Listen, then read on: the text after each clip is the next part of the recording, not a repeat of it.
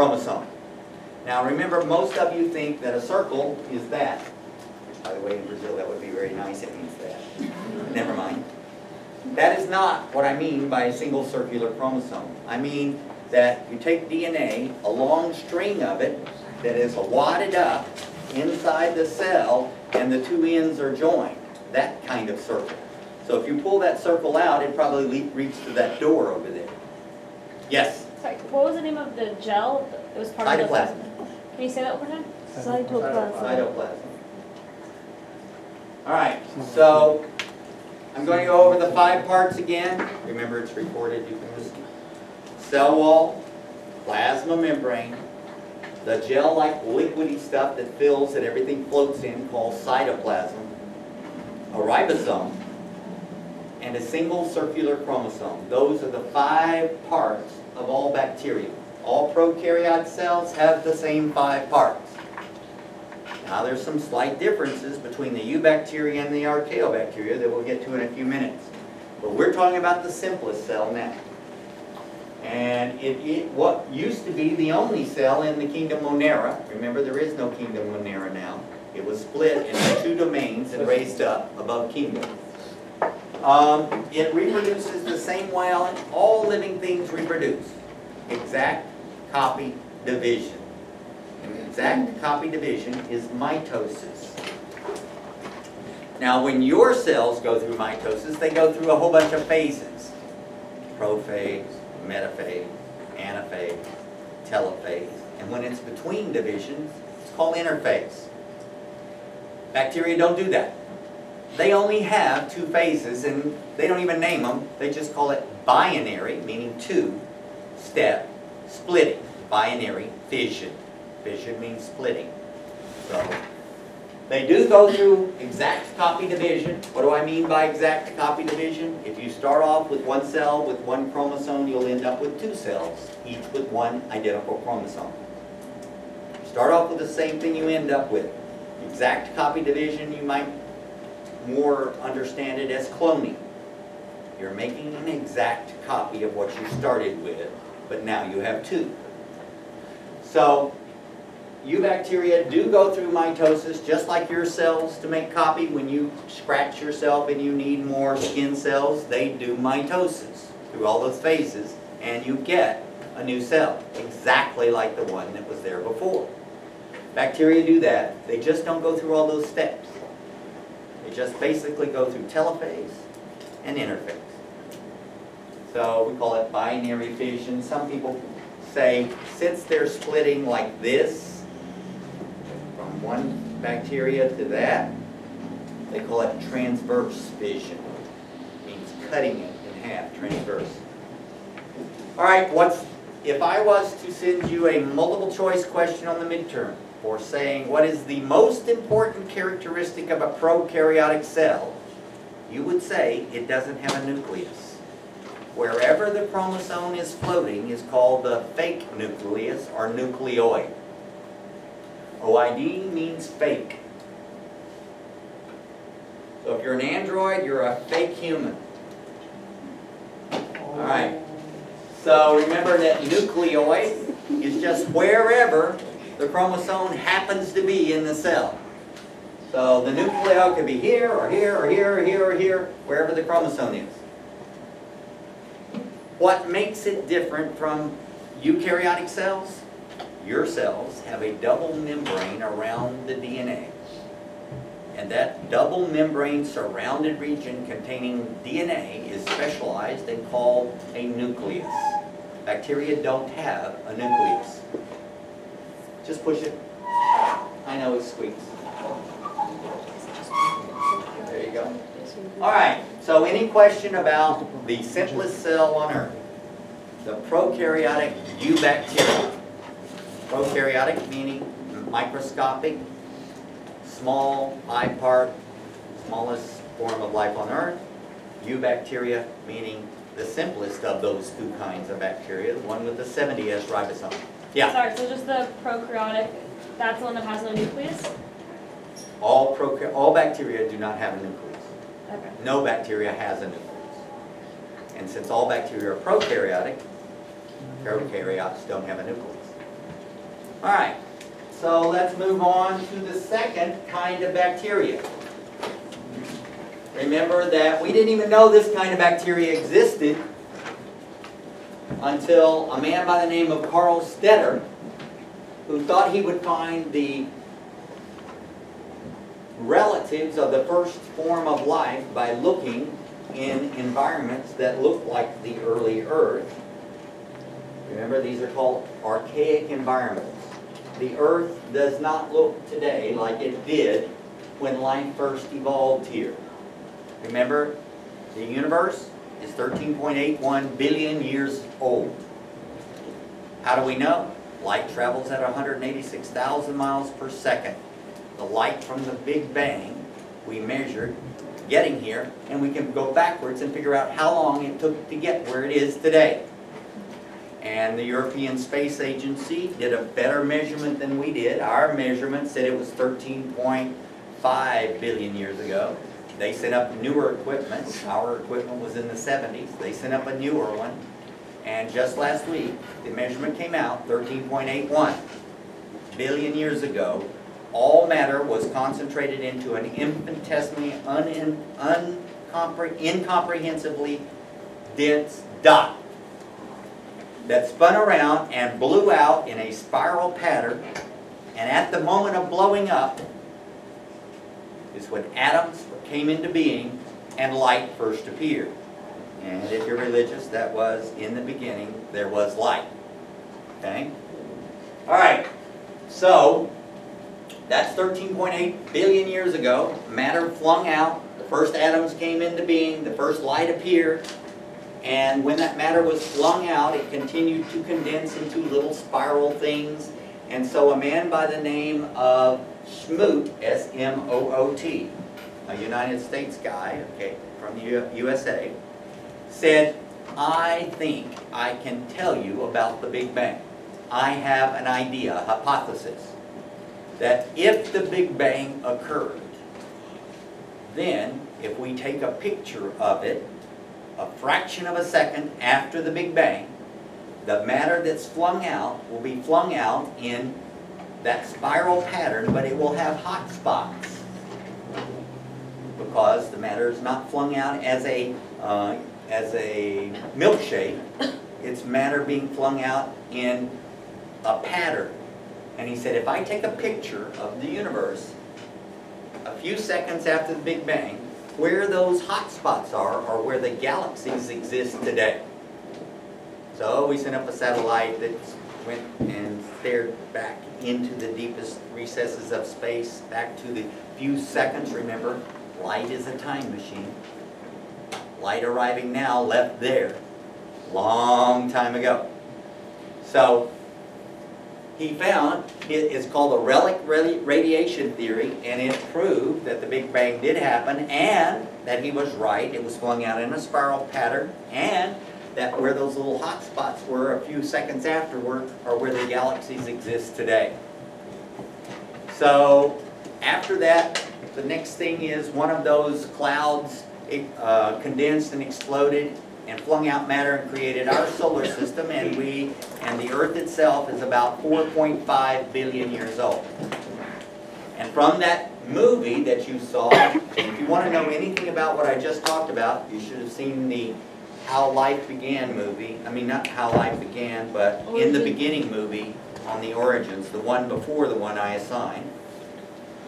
But anyway, when we investigate how long life has been here, they found a type of carbon that is only made by living things in rocks in Greenland that are carbon dated 3.8 billion years ago.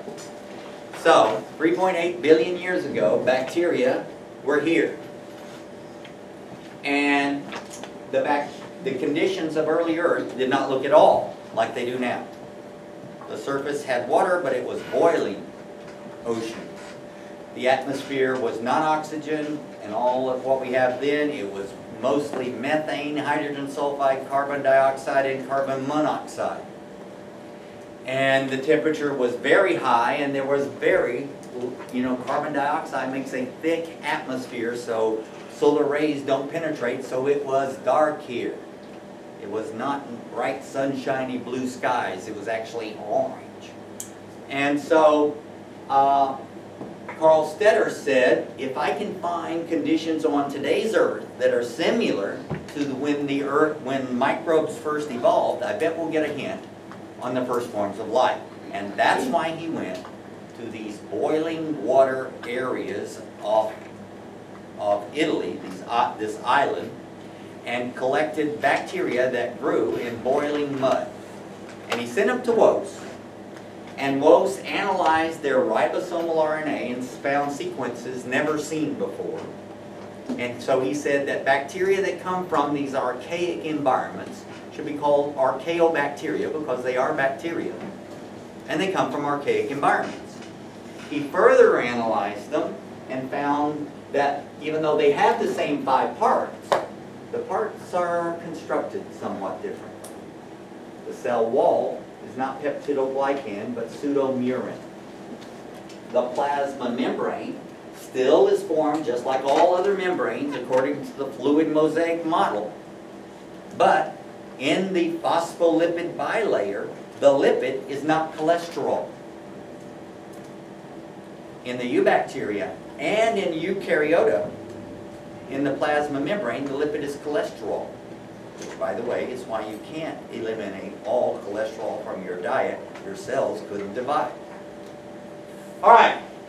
What else did he discover? He discovered that they can't eat complex foods like disaccharides and polysaccharides. They can only eat monomers, and some of them have a heavy ribosome. So that puts them intermediate in evolution. They are still very small and have only a few parts, but one of their parts is like more complicated and related to eukaryotes. Also, he found these kind of archaea live in very bizarre environmental niches, and the way these bacteria all live in these very archaic environments, such as they live in acid, they live in boiling water, they live bacteria that live in water so salty nothing else could survive in. And there are bacteria that eat methane, hydrocarbons, and gasoline. All of these are very strange environments and very strange food sources and environmental conditions. And we thought they were just unique and interesting and amusing until people found there's a lot of potentially money-making ideas in the archaeobacteria. Because they live in such bizarre places, we can find enzymes in them that do things that we want done. And so these enzymes have become extremely economically important. If you Google extremozymes or products from the archaea, you will find there have been 300 products that make gazillions of dollars for the companies that have discovered them, all based on extremozymes, the enzymes of these bacteria that live in unusual habitats. And we talked about a couple of them. The biodegradable bleaches that we use today came from an archaea that had fallen into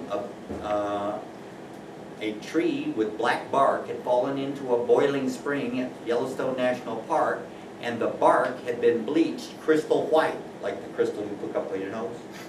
That's called white. Okay. All right, and so a person noticed this and isolated this enzyme from the bacteria, and it became our biodegradable detergents that we use today, such as Spray and Watch, Clorox 2, and so forth. Another extremely important, probably, I'd say it's impacted probably 25, maybe 35% of our lives, is the fact that we were not able to sequence DNA until the archaeobacteria were discovered, because DNA is too small to read. So to read it, you have to make copies of it. But to make copies, you need a copy enzyme. And when you make lots of copies of something, you generate heat, which destroys DNA. So we had a conundrum. How do you make a lot of copies of DNA so you can read it without generating heat that destroys it? And someone said, why don't we use these bacteria that live in boiling water?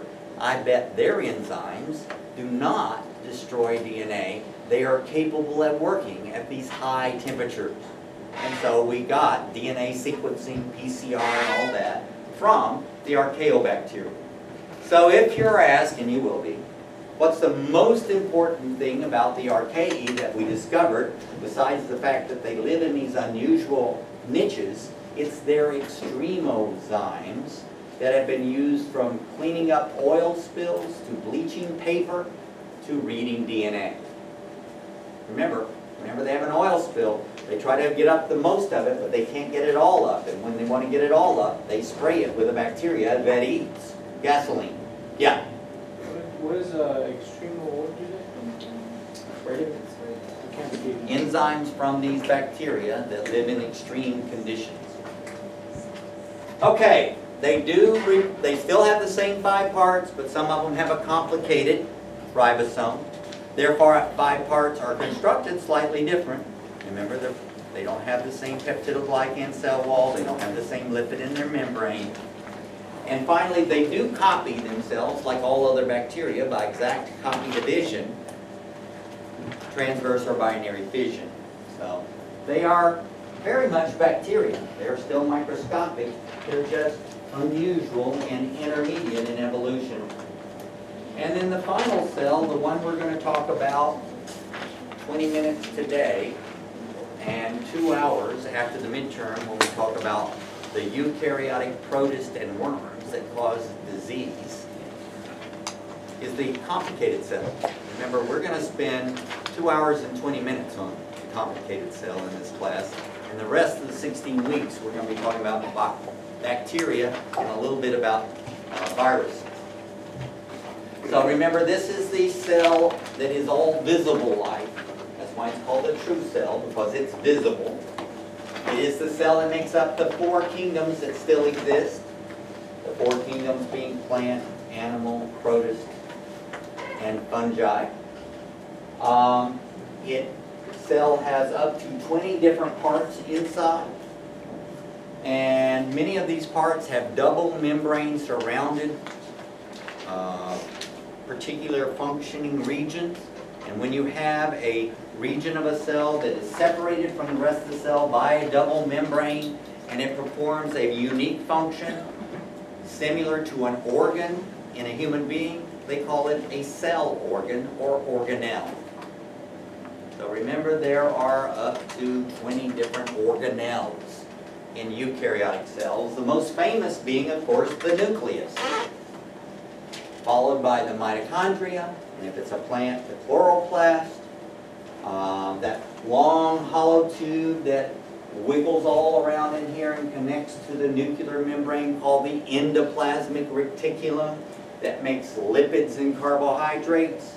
And some of the endoplasmic reticulum has bound ribosomes on it, so it also makes complicated proteins. A specialized region of the endoplasmic reticulum that makes storage bubbles is called the Golgi Apparatus. The storage bubbles themselves are called vacuoles. So there are lots and lots of specialized regions or organelles in eukaryotic cells. They have a nucleus. That's the most important thing about them. They are complicated. They are the basic unit of eukaryota or eukarya domain. And they reproduce by exact copy division mitosis, but they go through all those phases. Prophase, metaphase, anaphase, telophase, and between divisions, interphase. Whenever you're asked to draw a cell, you are drawing a eukaryotic cell in interphase. You know, if I say to some 5-year-old, draw me a cell, and they'll,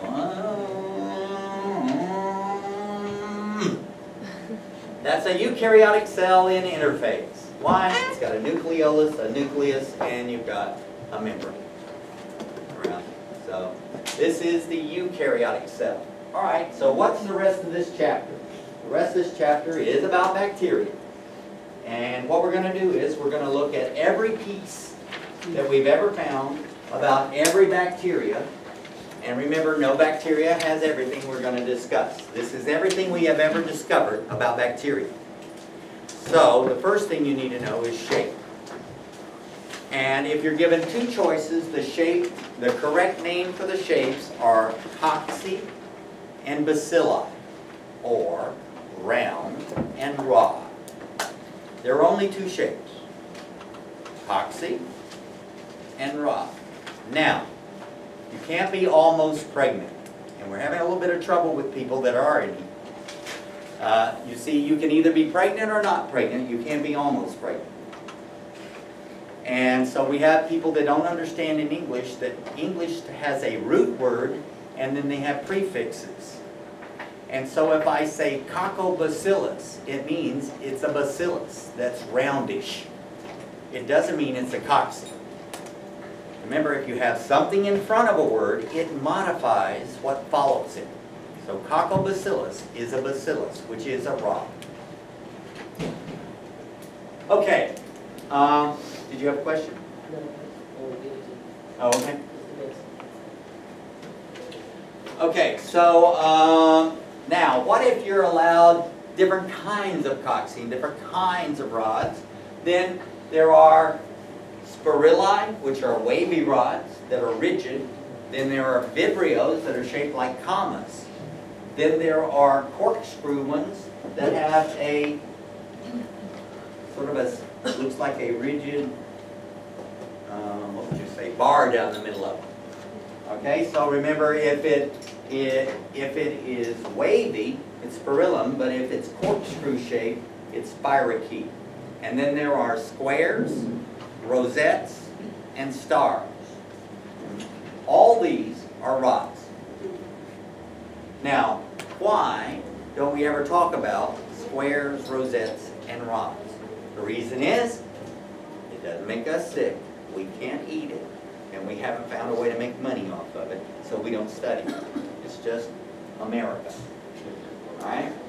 So there are people in universities that study the rare forms from the Red Sea where there are squares and stars and rosettes, but generally speaking we don't cover them in classes because they don't make us sick. If we find one that makes us sick, we'll start studying it.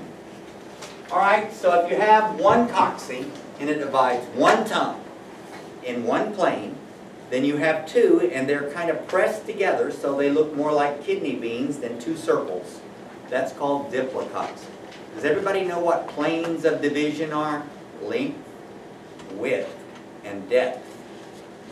Remember, right now we're seeing in 3 planes, but that video is in 2, length and width. It shows no depth.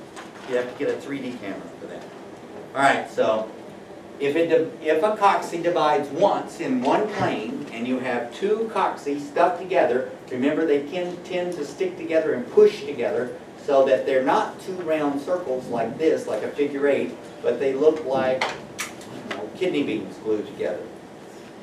And that's called diplococci. If you have one cocci divide a whole bunch of times in just one plane, so it looks like a string of pearls, that's called streptococci. And here's something confusing and very annoying.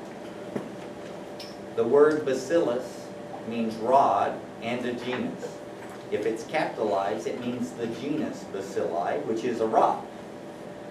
Streptococcus is a shape in a genus. So if it's capitalized, it's a genus, where all of the bacteria inside are Streptococci in shape. So remember, it depends on if it's capitalized or not, whether we're talking about a genus or a shape. Alright, so Streptococcus is a whole bunch of cocci or spheres on a chain.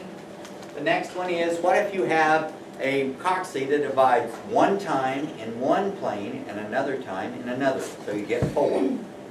Let's call it tetrad. What if you have a cocci that divides one time in all 3 planes, length, width, and depth? Then you get a cube, and that's called sarcina, and it's the name of a genus as well as a shape. So if you remember, one of the answers on our practice quiz was sarcina with a capital S. That's a genus. What shape is it? Cube. A cocci in cubes. All right, if a cocci divides many times in all three planes, so it looks like a whole bag of grapes, then that's Staphylococcus, and remember that's a shape and a genus. It's annoying. All right, and then of course we already talked about rosette stars and squares and all that. All right, so in chapter 4, what are we going to cover? These are the major topics. These are the pieces of bacteria from the outside to the inside. So if we were walking toward a bacteria we didn't know, and we were going from the outside to the inside, this is the organization that we're going to go through. From the outside to the inside, what are all the things we've ever discovered about bacteria? And the first thing we're going to talk about is things outside the cell wall, called external structures. And of external structures, there are 4. If it has a paddle and can move, is motile, it has a flagella. A hollow protein tube used for sex is called a pili or conjugation pili. And by the way, unlike us, they can have multiple pili and have sex in several different places at the same time. So you can see 2 cells with like 5 pili connecting them. Nasty. I'll show you some bacterial porno a little bit later. All right? And then a hollow tube used for breathing through, like a periscope, or holding on, is called an attachment fimbriae. And then finally, if you have a complex polysaccharide all the way around the outside of a cell, and remember that's a sugar, it's called a glycocalyx. If it's highly organized and solid, it's a capsule. If it's not, it's a slime lake. But it's all called glycocalyx. Alright, so these are the things outside the cell. If it can move, it has a flagella. And there are 4 ways that we can tell if something has a flagella. 1, we can do the Flagella Stain, which is we make a smear, and then you put a coating of something very similar to India ink on the smear and let it air dry and wash it off and coat it again. And you do it 30 times. It's called the Flagella Stain, and the technique for making a flagella visible is called the mascara technique. You see, none of these girls have these beautiful lashes they're wearing. In the morning when they wake up, they don't have those. They get it out of a bottle. It's called mascara, and it's actually ashes or soot plus a quick drying glue. And so you put it on, and it gets longer and thicker with each coating. And that's what we do to make flagella visible. So one of my midterm questions will be, the mascara technique is used to detect what characteristic of your unknown bacteria? Motility, to see the flagella. Okay, how else? Who can name me the other 3 ways that we detect motility? Gel stab? The gel stab. Gel stab, right. Remember that if it's motile, there are 3, drugs. There are 3 ways in which the gel stab can be done. You get the needle, you put a little bit of bacteria on it, you stab it directly down the middle, 3/4 of the way deep and back out, and put it in the incubator and come back in a day, and you will have a dark red line down it. You will have a dark red line with some peach fuzz, or you will have nothing. If you have a dark red line and the gel outside remains the same color, that is growth but non-motile. No flagella. If you can see the red line, but it has fuzzed away like they swam away, because when they swim through this, it reduces it and a pink color appears, then this is called growth with motility. It means they have a flagella.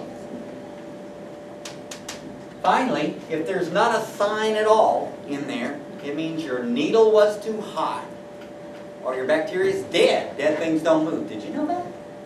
Dead things don't move. And this is called the motility gel stab, or motility deep.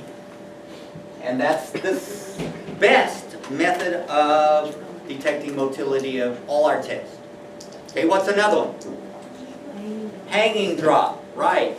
You loop dip into a broth overnight, and the next day you bring it back and you mix it, and you put 10 loopfuls in this little slide that has an indention in it, and then you cover it with a cover slip that you put Vaseline on, and then you put a drop of oil and you try to focus it with as little light as possible.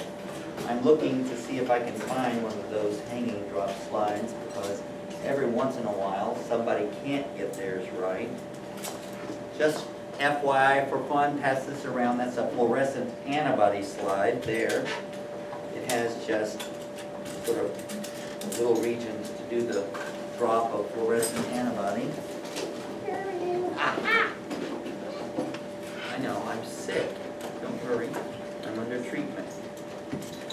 There. All right, I'm going to pass a couple of these around. I want you to pass one back to that rope behind you there. Feel the hanging drop slide. You're going to put 10 loopfuls in there. You're going to put 4 dollops of Vaseline on the corner of a cover slip. Put the cover slip on there, add a drop of oil, put it on your microscope, bring your condenser up, get your 10x into place, get everything ready, turn your light on very low, and you got 3 minutes to focus it. And if your bacteria is motile and has a flagella, it will be tumbling and moving around like that. If it's doing this, it's just Brownian motion, and it's non-mobile. After 3 minutes, it'll be dead. It's cooked. Hey. And actually, I'm looking to last in about 8 minutes. Okay. Oh, and I did get the what's your name? I asked for that order for what you Friday. No, just for Friday. Oh, we already saw it. We already saw that. Oh, okay.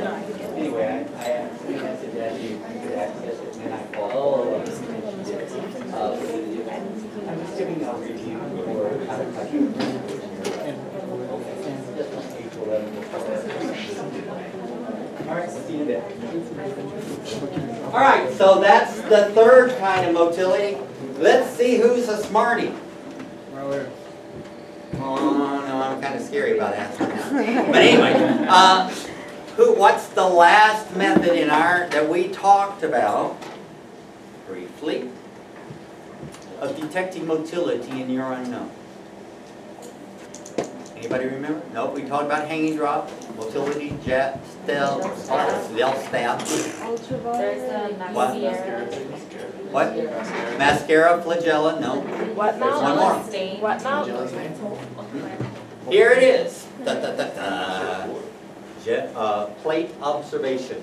If you get an agar plate and you put your bacteria, a drop of it, it will swim away overnight and make steps